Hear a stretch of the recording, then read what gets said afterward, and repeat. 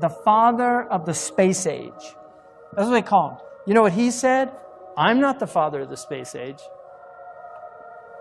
This guy, Jack Parsons, was openly a devil worshiper. He developed the fuel that enabled us to penetrate the stratosphere. Satellites could not have come about without this guy. In his diary that he himself wrote, he had a dream. This is 1948. He had a dream where he saw somebody that he calls Belial Dajjal. And he tells him, you are helping me. Okay, I'm not making this up. You think I'm making this up? Wallahi, I'm not making this up. You go look it up yourself. Okay, so where's all this stuff coming from? Seriously, where's it all coming from? We're in the age of the Dajjal, you know. It's just Allahu A'lam, when and where and what, but this is it, people. As far as I'm concerned, it's end game. Read about the magic and the Enlightenment period. All these scientists were magicians. They were all into black magic. You read about Francis Bacon. I just read a biography of Francis Bacon called Knowledge is Power. Magic and the creation of modern science. Francis Bacon was reading all these magical books. 2001: A Space Odyssey. What's his name? Arthur C. Clarke. Arthur C. Clarke, great technologist. He actually has most of the patents that enabled the satellites, right? If you look at his interview with BBC in 1961, where he predicts the internet, he predicts the cell phones, he predicts texting. He said that by the year 2000, people are going to have handheld devices that enable them to talk to anybody anywhere, right? Arthur C. Clarke said, and he has 3 laws of technology. One of his laws is no technology reaches a level of complexity except it becomes indistinguishable from magic. So, you know, I don't know. I'm not a big fan. I'm not a Luddite, right? I'm using a microphone right now. I'm not a Luddite, but this whole worshipful attitude towards technology to me is really stupid. The Illuminati's agenda to use the Apple Computer Company to brainwash the masses in preparation for the transhumanist evolution, as well as prepare them to accept the mark of the beast. The Apple Computer Company is a sinister company being used in the Illuminati agenda to prepare the Antichrist kingdom. So the first thing that you just need to do is look at the logo. It's an apple, and there's a bite out of it. So what are they trying to say and symbolize with this logo? If you look at the official story, you're never going to get the truth. We're dealing with satanic secret societies. They keep everything secret. And so this is a symbol from Apple Computer of satanic Luciferian enlightenment, that godhood can be achieved by a bite out of the forbidden fruit. The first Apple was sold for $666.66. Historical first yesterday as Apple, maker of MacBooks and the iPhone, of course, became the first public U.S. company to be valued at $1 trillion. It's the company that promised to change the world. Today, it's iPhones and other products the center of life on the go. Now, Apple making history as the world's first $1 trillion company. Now, this is an HP commercial, and as you can see, for those of you who study the Illuminati, you understand the transhumanist agenda. They believe that at some point they will become gods by merging themselves with technology. It's called the singularity. Ray Kurzweil, a Google executive, is actually saying that by 2045 we will achieve what he calls singularity, man merging with machine, therefore man evolving into a god. And here we have Dr. Dre promoting this transhumanist agenda. Later on in the commercial, the Beats by Dre conveniently comes here, and I mean, it's blatant, 666, the number of the beast. Now, this, to most brainwashed people who do not know that there is an Illuminati matrix, a satanic antichrist matrix that blinds their eyes so they can't even see the truth hidden right in front of their eyes. Apple possibly poised to make the biggest deal in its history and in the process create what could be hip-hop's first billionaire. This is all about Dr. Dre's popular company Beats, which does headphones and much more. In the late, the Renaissance period and the Enlightenment period were involved heavily in magic. And you can study this in the history of it. They were very interested in alchemy. All of these sciences came out of these occultic sciences. So there's a relationship between very, very sophisticated sciences and magic. Many of the people that are involved in film, many of the people involved in music, many of the people that are involved in newscasting, they know how to manipulate the minds of people. Whether it's done with this type of magic or simply with the power of technology and the higher magic, the result is the same. You get people that are as if they're possessed. When you actually find out about the characters that were involved in producing a lot of this technology and you read the history of it, you find that they were really involved in a lot of these things, which is very strange. And when you see the result that these things have on people and the effect that they have on them. The men that invented the nuclear bomb were all, wizards, really. And they were wizards. And some of them were involved in black magic. This is simply a fact. So the demonic realm is real. And there are people, unfortunately, that are actively involved in attempting to bring that realm into this realm. And this is where it gets very strange. As the Luciferian philosophy, they don't believe that there ever was a God, or that there ever is a God, aside from man himself. And man has not reached that state yet, but can, this is what they teach in the lodges, that if you perfect yourself as the temple of the God within, we've all heard this in the New Age movement, you too can become God.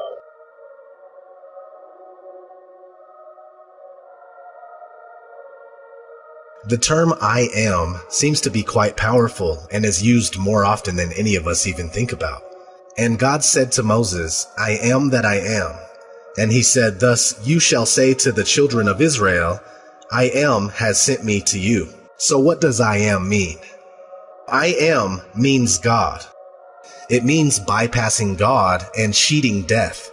The elite have been trying to find ways to live forever for a long time now, and they are getting close. I am means hijacking God's creation and changing it so it can defy death, which is not natural. We are meant to live and die. It's as simple as that. Is anyone familiar with the pop star will.i.am? He is admittedly a futurist, meaning that he is big on the development of future technologies. Not to say that this is inherently bad, but when you understand what I am actually means, then it changes your perspective pretty quickly. will.i.am owns a company called I Am Plus. When you go to the About section of I Am Plus, it says this, I Am Plus is a Hollywood-based technology company. Our vision is to create a community of creatives and coders, and believe that through music and technology as the first step, we can usher in a powerful new era built on AI. Artificial intelligence, of course. So this is obviously a pro-transhumanism company. Not to mention, H+ is the abbreviation for transhumanism, and there is a magazine called H+, dedicated entirely to transhumanism. will.i.am seems like a harmless pop artist that makes music for little kids, but it goes much deeper than that. In fact, when you really pay attention to his music videos, you see a lot of transhumanist symbolism. It even shows in his work with the Black Eyed Peas. Let's start with Beyonce and her album, I Am... Sasha Fierce. So I looked around a little, and sure enough, I found an ad for the Beyonce 2009 I Am tour, with her portrayed as a cyborg.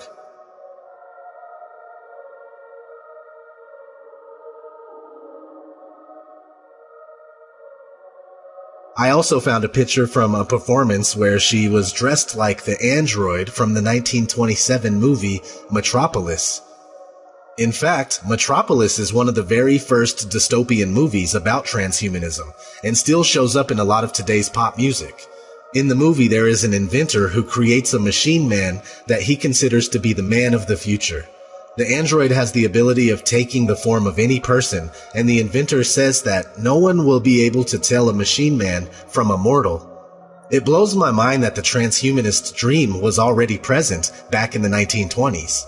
And today we see Beyonce, Kylie Minogue, Janelle Monáe, Christina Aguilera, Lady Gaga, and many more paying homage to the metropolis, whether they are in the know or not. Let's check out a company called Humai.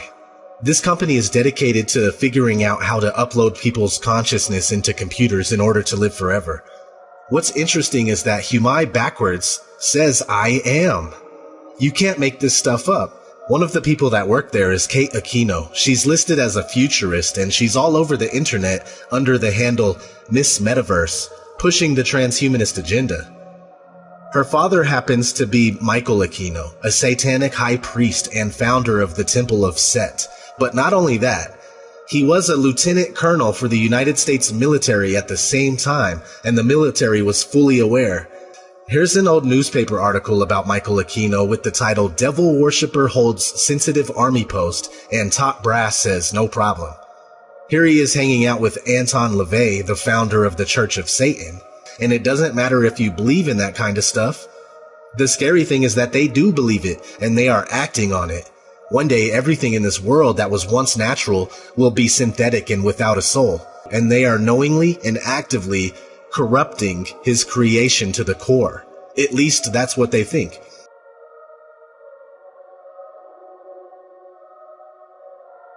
So what we're looking at behind this whole agenda, they're being open about it because they're trying to sell it as making people superhuman. The whole term singularity refers to a point where artificial intelligence becomes greater in thinking potential than human consciousness, the human conscious mind. Of course, it's complete nonsense, because the opposite is the case. It's not about making people superhuman. It's about making them subhuman. It's about the end of humanity as we know it in terms of anything. That is the entire agenda of this transhumanist nightmare which is unfolding around us, and which the Singularity University here is pushing and pushing and pushing, and Kurzweil and co are pushing and pushing and pushing. Here's the way they look at it. Here's their metaphor. Adam and Eve were held prisoner in the Garden of Eden by an unjust, cruel, and vindictive God until Lucifer set man free from this garden by giving him the gift of intellect. Through the use of intellect, man will conquer the earth, will conquer nature, and will himself become God. It's taught in every Masonic temple in this land, every secret brotherhood, every secret society, every mystical temple, every occult organization teaches the Luciferian philosophy.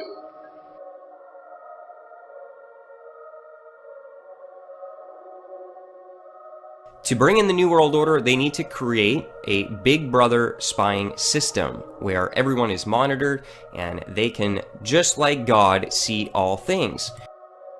People think of Google primarily as a search engine on the internet, which first of all gives it enormous power because of its domination of the search engine arena, because through algorithm codes and other technology and methods, they can manipulate the stories that appear most prominently on their search engine lists.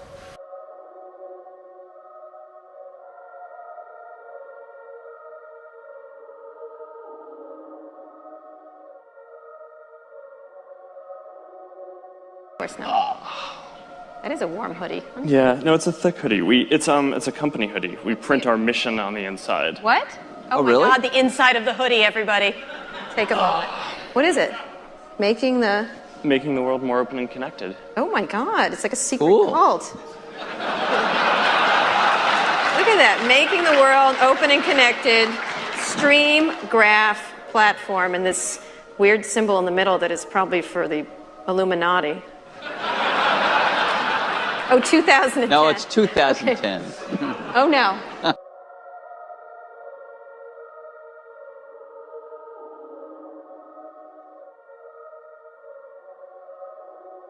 Here's the way they look at it. Here's their metaphor.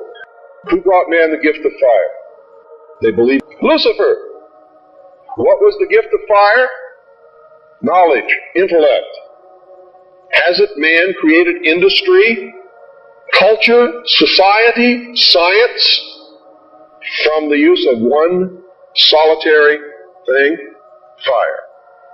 That the discovery or invention or harnessing of fire was one of the great scientific and technological discoveries in all of human history. Fire, to a great extent, made human civilization possible. Fire made it possible. There was no Bronze Age without fire.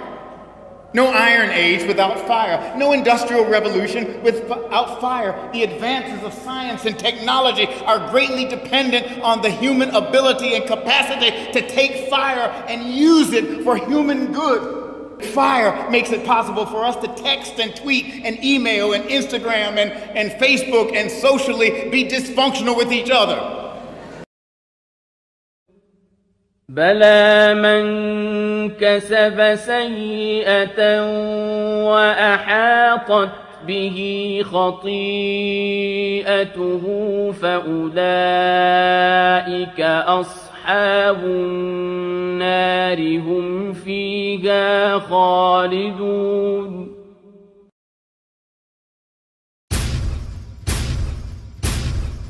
Assalamu alaikum wa rahmatullahi wa barakatuh. So do yourself a favor, if you benefited from this video, go ahead and like it and share it on your Facebook and Twitter. Because the Prophet ﷺ said, as is narrated in Sahih Muslim, Man sanna fil islami sunnatan hasana, falahu ajru wa ajru man amala biha, that whoever does something good, inshaAllah ta'ala, and starts it or shares it and other people follow, then he will get the reward that he has, and of course the reward of anyone who followed him in that, inshaAllah. So if someone else benefits from this, you get the same reward as the presenter, inshaAllah, and the same reward as the producer. So go ahead and like it, love it, share it. Jazakumullahu khairan. Wassalamu alaikum wa rahmatullahi wa barakatuh.